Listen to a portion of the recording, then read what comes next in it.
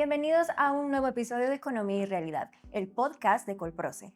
En esta ocasión vamos a conversar sobre un tema muy importante, sobre cómo está la economía salvadoreña en este 2025 y también cuáles son como sus luces, cuáles son sus sombras y qué deberíamos estar observando con esto. Para esto nos acompaña el doctor Oscar Cabrera. Bienvenido, Oscar. Muchas gracias. Presidente de Colproce y Fudesen, quien nos ayudará a aterrizar en todo este panorama de la economía actual de manera clara y directa. De manera como introducción general, para ir comenzando, nos gustaría saber, y para que nos ponga también en el contexto, ¿cómo describiría el momento económico que está viviendo actualmente en Salvador en este año?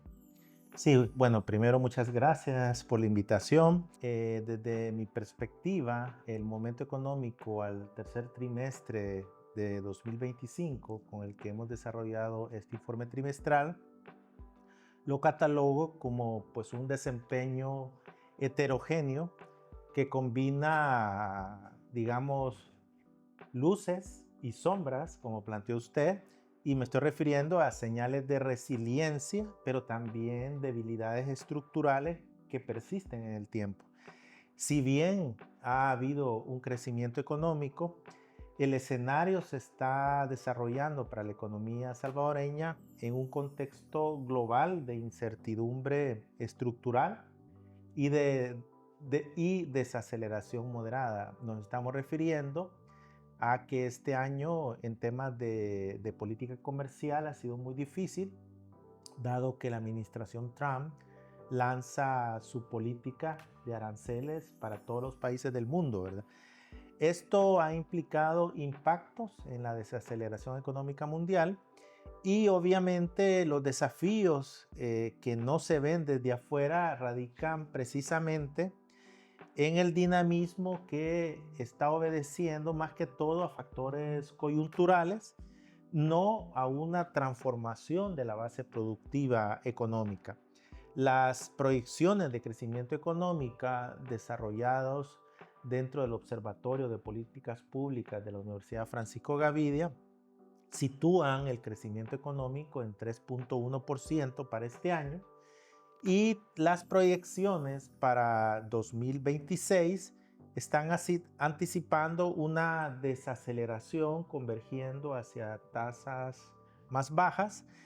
Por ejemplo, hemos registrado por parte del Banco Central que el PIB creció 4.1%, y nuestras perspectivas, eso fue en el segundo trimestre, nuestras perspectivas es que en el tercer trimestre la economía va a continuar creciendo 4.49, pero a partir del cuarto trimestre de 2025 vamos a ver una abrupta desaceleración hasta una tasa del 1.7%. En los primeros dos trimestres de 2026 hemos estimado 2.7% y 1.4%. En suma, lo que vemos es una vuelta a ese crecimiento potencial de largo plazo de la economía que se sitúa en torno al 2.2%. ¿Y esto es como un rebote temporal o es algo real de la recuperación que hay dentro de la economía? Eso es lo interesante, que en efecto es un crecimiento puramente coyuntural, ¿verdad? Es un crecimiento que, digamos, obvio, el crecimiento del 4.1 en el segundo trimestre es el nivel más elevado desde 2023. Detrás hay algunos motores del crecimiento que los voy a situar, como por ejemplo la industria de la construcción, que está creciendo a dos dígitos, 33.9%, las actividades financieras y de seguros creciendo 7.8%, y el transporte, almacenamiento y las comunicaciones creciendo un 7%. Como mencionaba, las proyecciones para 2026 están anticipando una desaceleración hacia tasas, digamos, moderadas, lo que significa que este boom coyuntural, que está explicado más que todo por el desarrollo de proyectos de infraestructura pública y el auge del sector inmobiliario, van a volver digamos, a los crecimientos, digamos, históricos.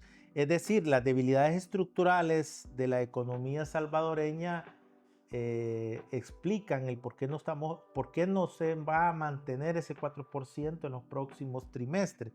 Primero, hemos visto desde el 2019 una rápida desindustrialización de la economía, también una desaceleración del sector agropecuario, y eso obviamente imposibilita que el crecimiento se mantenga por arriba del 2.2%. Ahorita que estaba mencionando la parte del crecimiento de la construcción, ¿esto que está sucediendo debería ser como un motivo de celebración de nosotros o al contrario preocuparnos porque por lo menos considero que estamos dependiendo demasiado como de ciertos proyectos que son muy puntuales? Digamos, de nuevo, la industria de la construcción crece a 33.9%. Se está explicando obviamente por un boom, hay más de 120 proyectos inmobiliarios, también la parte de la inversión pública, como el inicio del aeropuerto del Pacífico, el viaducto Francisco Morazán. Entonces, ahora, esto obviamente es positivo para la economía, pero obviamente es un crecimiento muy volátil y es muy cíclico. Y esto, digamos, el valor agregado del sector construcción, debemos de contrastarlo con las estimaciones que tenemos de la formación bruta de capital fijo. ¿Qué es esto? No es más que la inversión, así se llama en términos de las cuentas nacionales. Las proyecciones que nosotros tenemos es que la inversión se va a desacelerar hacia tasas cercanas al cero para mediados de 2026. Lo que significa es que no estamos en un motor de inversión sostenible, sino que obviamente es un crecimiento puramente coyuntural. Con respecto al consumo y las remesas, bueno, hemos sabido de que el país ha dependido bastante de esto durante mucho tiempo. ¿Será que actualmente estamos descansando demasiado en ese flujo externo para poder empezar a mover la economía interna que tenemos en nuestro país? Ese es un buen punto. Primero, las remesas familiares forman parte de lo que se llama el ingreso nacional disponible bruto. Eso es la suma del Producto Interno Bruto más las remesas familiares menos el pago de royalties que hacen las empresas que tienen sucursales en El Salvador y envían sus beneficios a la casa matriz. Ese ingreso nacional obviamente ha estado apuntalando el consumo privado de los hogares, ¿verdad? Este ha crecido en términos del 2.2% entre 2023 a 2025. Y las remesas, nosotros como este informe se evalúa el trimestre en particular, el flujo de remesas en el segundo trimestre del año anda cercano a los 2.500 millones.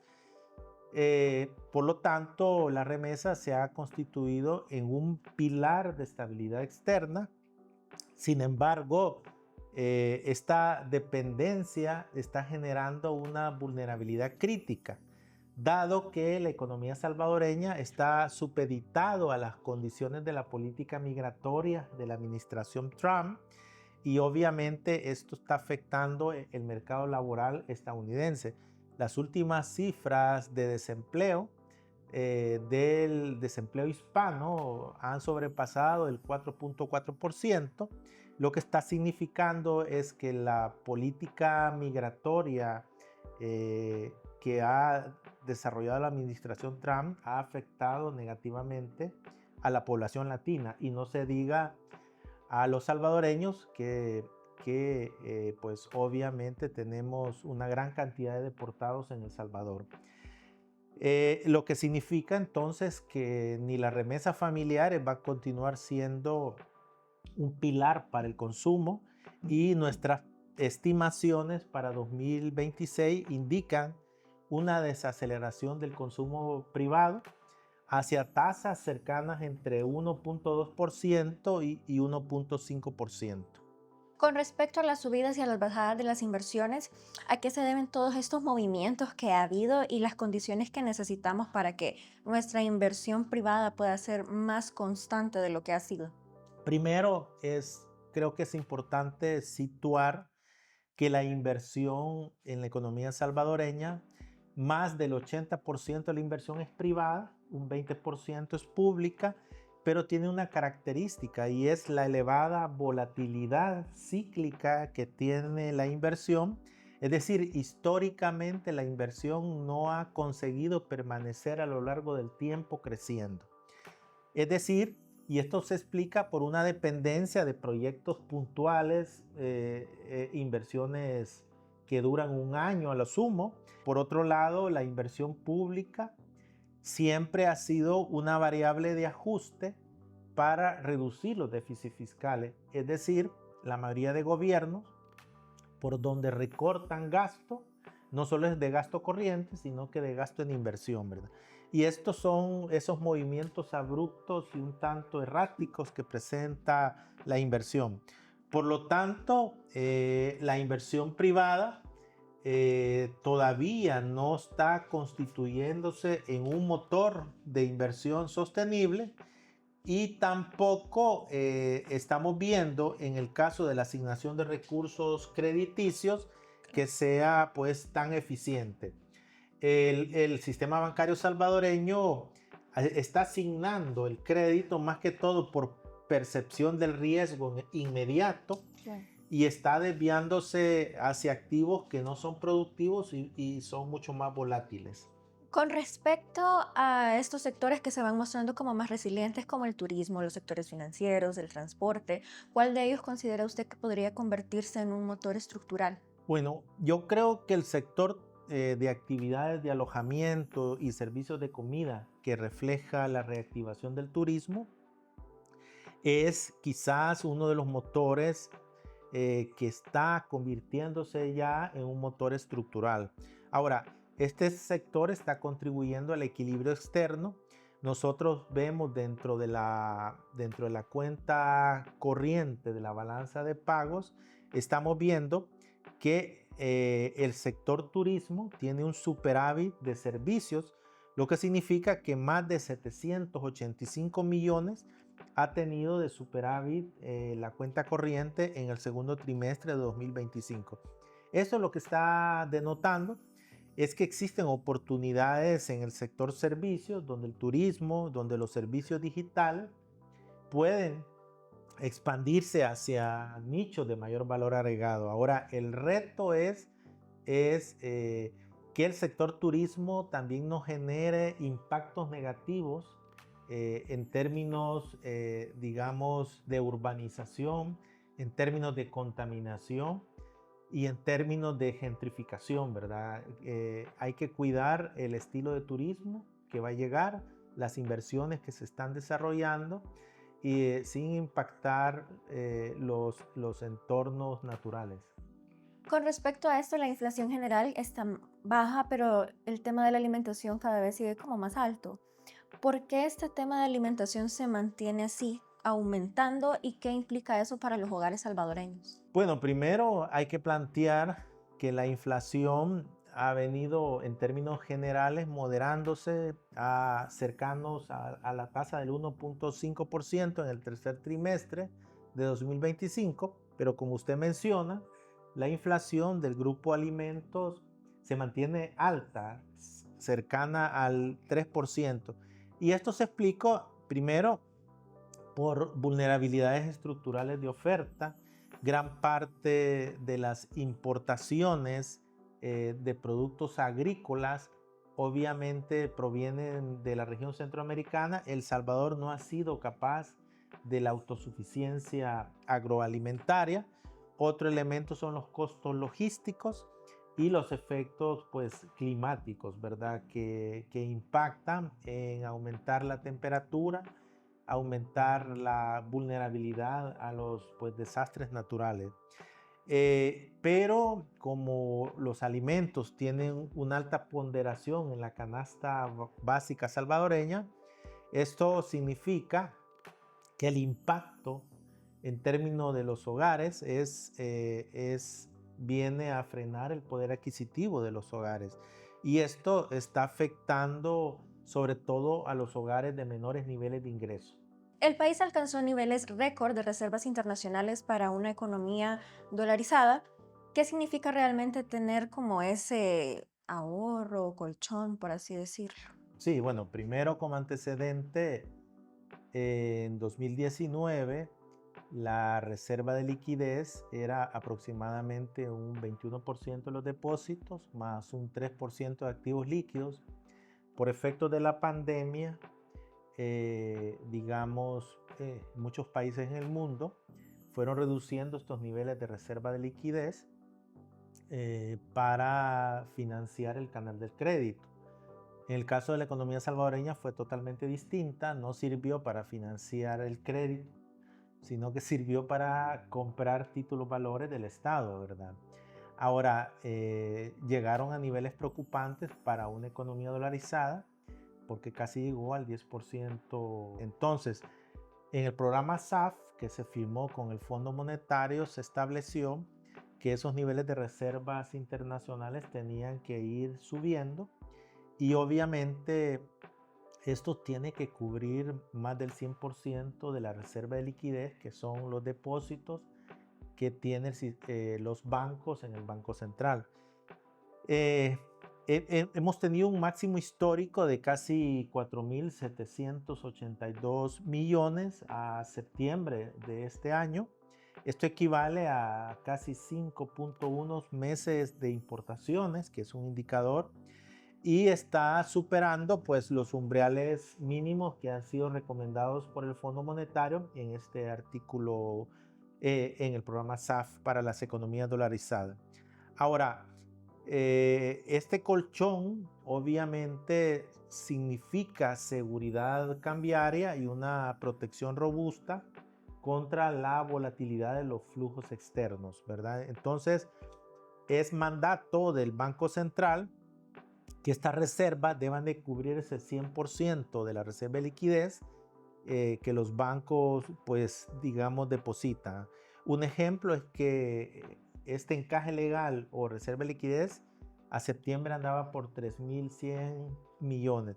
Ahora, ¿qué significa en el caso de que si la reserva de liquidez pues obviamente no están o están siendo menores a los que necesita el país, pues obviamente ante una, digamos, un pánico bancario o ante una corrida bancaria, pues el Banco Central no va a poder cubrir, digamos, esa reserva de liquidez. Por eso es importante tener ese colchón pues de liquidez de más del 100%, ¿verdad? Y esto, si no se da así, por ejemplo, mencionaba yo pues al mes de julio de este año, la reserva de liquidez andaba alrededor del 10%, eso puede poner en peligro la sostenibilidad de la dolarización. Y con respecto ahorita al crédito que existe para el país, este crédito cada vez va creciendo más, pero de una manera lenta, por así decirlo, y las tasas se van convirtiendo en algo pues mucho más alto de lo que ya está. ¿Será que actualmente el país está llegando como al límite de esa expansión crediticia y como cuáles son lo que podemos ver de señales de que efectivamente así es? Esa es nuestra hipótesis. Nosotros estamos viendo que las previsiones que tenemos hasta el tercer trimestre de 2026 es que el crédito total va a desacelerarse gradualmente hasta llegar a una tasa del 6.7%, lo que está sugiriendo obviamente que el mercado se aproxima a ese punto de saturación relativa. Por otro lado, hay que contrastar que las tasas activas por las que se prestan Ujú. están en un rasgo demasiado alto, en tasas entre el 8 y el 8.1%, siendo una economía dolarizada donde el riesgo país ha caído fuertemente. Pues ese tipo de tasas lo que está explicando es que hay un poder de mercado de la industria bancaria que no quiere bajar las tasas de interés y con esto ganar más, ¿verdad? Ahora, esto a la larga está limitando el crédito privado Y digamos, otro elemento que nos preocupa es la manera como se está manejando la selección del crédito. Se basa por percepción de riesgo bancario inmediato y esto, en mi opinión, está provocando una desinversión crónica en sectores estratégicos, como es el caso pues, del agropecuario. Nosotros proyectamos en el tercer trimestre del próximo año una caída de menos 2% en el otorgamiento del crédito, mientras que por otro lado vemos la industria de la construcción creciendo pues a tasas en el tercer trimestre de este año, a tasas de 2 dígitos, ¿verdad? Entonces, lo que está perpetuando esto es un estancamiento estructural pues, de la economía real. Con respecto a la fiscalidad y a la deuda, se tiene que la deuda total ya supera los 43 mil millones. ¿Será que es sostenible esta trayectoria que se menciona o no? Sí, bueno, primero es necesario hacer una corrección. La deuda total llega a los 32.700 millones. Es decir, estamos hablando de la deuda del sector público no financiero más la deuda de pensiones. Esto al mes de septiembre hasta el tercer trimestre de 2025. Es cierto que la trayectoria está mostrando una senda de consolidación fiscal gradual en el corto plazo. Obvio, es parte de los requisitos que el Fondo Monetario le ha puesto pues a la economía salvadoreña. Y esto se refleja porque el ahorro primario ha sido positivo y creciente, alcanzando casi los 229 millones en el tercer trimestre. Sin embargo, la sostenibilidad a mediano plazo está fuertemente comprometida por el componente previsional, ¿verdad? El riesgo previsional es, en nuestro entender, el problema fiscal más urgente y eminente, y el Fondo Monetario advierte la necesidad que exista una reforma de pensiones que fortalezca la sostenibilidad. Como antecedente, el gobierno de El Salvador tenía que presentar un estudio actuarial como prerequisito para una reforma de pensiones en septiembre. Estamos ya a finales de diciembre y todavía el gobierno no ha presentado ese estudio actuarial. El fondo ha sido claro que si no hay una reforma previsional, el país arriesga una crisis de liquidez fiscal a partir del 2027. Justo ahorita que estaba mencionando usted lo del desafío previsional, se tiene que para el 2027 se va a terminar el periodo de gracia que tiene esto del canje, así que ¿qué implicaciones se podrían mencionar que va a tener esto dentro de las finanzas públicas y también dentro de la estabilidad de la economía del país? Sí, yo creo que este desafío previsional que cita para el 2027 surge obviamente por el canje de deuda previsional en 2023 Ujú. y donde incluyó un periodo de gracia de 4 años, tanto de no pago de intereses y el principal. Ahora, el gobierno se va a enfrentar a un aumento significativo de pago de intereses y de deuda de las pensiones de más entre 800 a 1.000 millones anuales aproximadamente. Estas estimaciones han venido desde 400 millones que decían los analistas y ahora se sitúan entre 800 a 1.000 millones. Incluso hay analistas que sostienen que es más de 1.000 millones, ¿verdad? Ahora, de nuevo volvemos a insistir que el Fondo Monetario ha advertido la necesidad de fortalecer esa sostenibilidad fiscal a partir de dotar al sistema previsional pues de esa solvencia. En el sector externo y con base en la brecha comercial, la corriente cuenta pues ha sido sostenida tanto por las remesas como por el turismo, pero la brecha pues va creciendo cada vez más. ¿Qué tan riesgosa puede volverse esa diferencia entre las importaciones y las exportaciones que se realizan? Eso es un buen punto. Digamos, no todo lo que brilla es oro, ¿verdad? La cuenta corriente, que es una cuenta que registra las transacciones de El Salvador con el resto del mundo, En el segundo trimestre de este año ha mantenido un superávit de casi 219 millones. O sea, si vemos eso, nos sentimos satisfechos.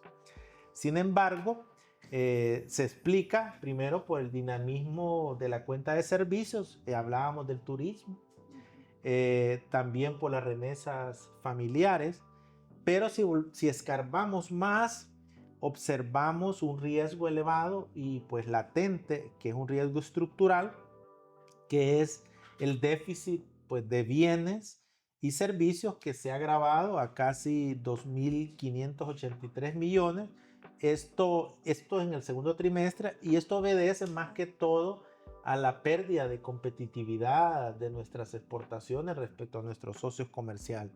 Ahora, más preocupante es que en el tercer trimestre de este año ese déficit subió hasta 966 millones, es decir, casi un 27.5% más negativo que el mismo periodo del año anterior, ¿verdad? Entonces, esta brecha es muy riesgosa, dado que las importaciones están creciendo 17.7%, mientras que las exportaciones apenas crecen 4.2%.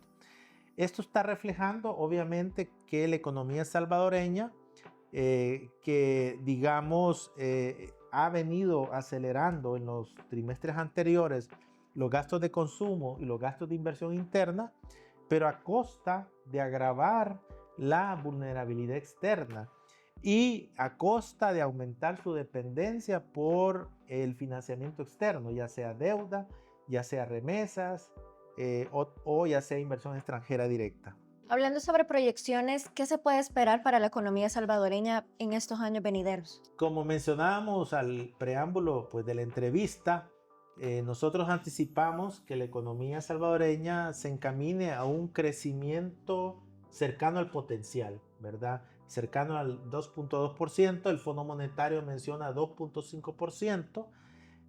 Las proyecciones para 2026 que nosotros hacemos trimestrales nos dicen o nos anticipan que esa desaceleración va a ser hacia tasas más moderadas, y obviamente estas tasas van a andar entre 1.7, 1.4 y 1.7, 2.7 y 1.4 en el cuarto trimestre de este año y los primeros trimestres del próximo año. Según el Fondo Monetario, El Salvador es la economía que menos va a crecer entre 2025 a 2030. Un ejemplo es que este año prevé un 2.5%, y obviamente esta tendencia de bajo pues, dinamismo se debe a esos lastres fiscales, a la restricción crediticia y obviamente a una falta de transformación de la base productiva salvadoreña, y por otro lado a la incapacidad del gobierno para proponer impuestos progresivos, es decir, impuestos a la riqueza, que los hogares de mayores niveles de ingreso pues tributen más, ¿verdad? Y obviamente hayan nuevas fuentes de financiamiento para el Estado. Gracias, doctor Oscar, por ser nuestro invitado este día, por hablarnos más sobre la economía de nuestro país y también por ayudarnos a abrir los ojos y a tener interés en este tema que es muy importante para todos los salvadoreños. También gracias a todos los que nos están escuchando y viendo, así que por favor síganos en nuestras redes sociales y nos vemos en el próximo episodio.